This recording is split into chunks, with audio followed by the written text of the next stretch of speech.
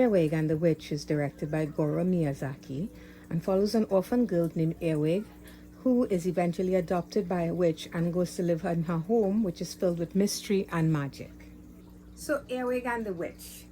Now, I decided to watch this just for the fact that Studio Ghibli's name was attached to this.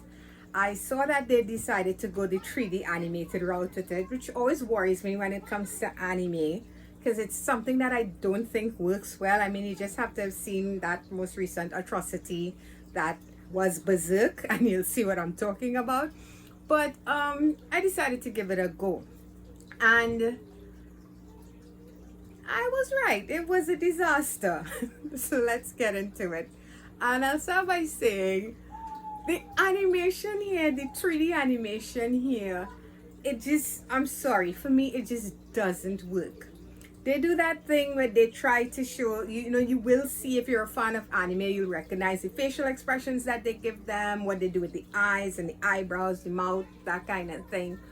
But it's just too wooden for something like this, you know. And I mean, Studio Ghibli, they've put out such wonderful works of art in the past, you know, Howl's Moving Castle, Ponyo, the list goes on and on, really, you know, Princess Mononoke, all of these things. But I don't know why they would decide to go the 3D route. Leave that for Pixar and DreamWorks and stuff, because that stuff works there. Somehow I find when you're trying to take Japanese animation and add that 3D element, it never looks right. It doesn't flow right. It's just something about it for me that doesn't work. I need that classic anime style, you know.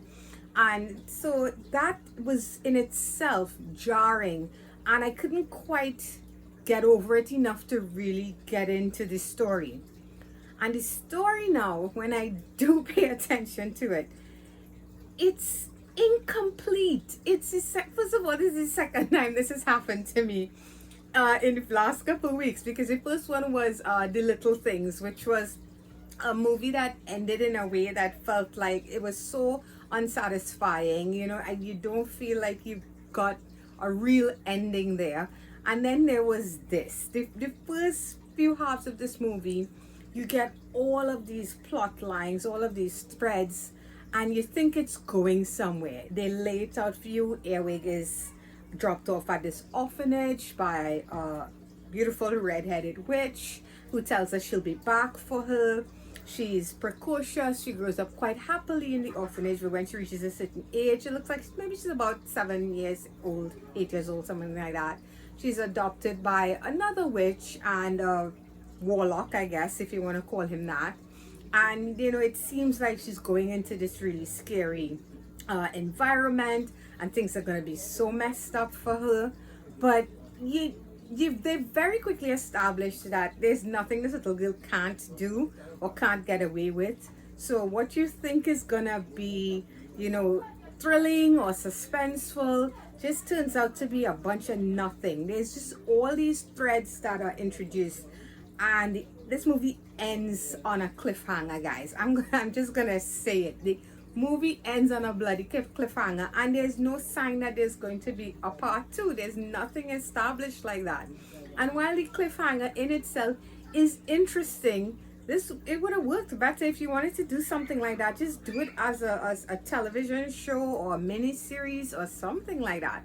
But you know what it is to be watching a movie and expecting, especially when you're accustomed to Pixar and DreamWorks and that sort of thing, and even Studio Ghibli, and you know, you've come to the very end, and it just stops. It doesn't conclude in any way, which means I just sat through an hour plus, and it was a lie. There was no conclusion waiting for me at the end of the rainbow. So this, I watched this, and it wasn't easy not to be bored by this movie.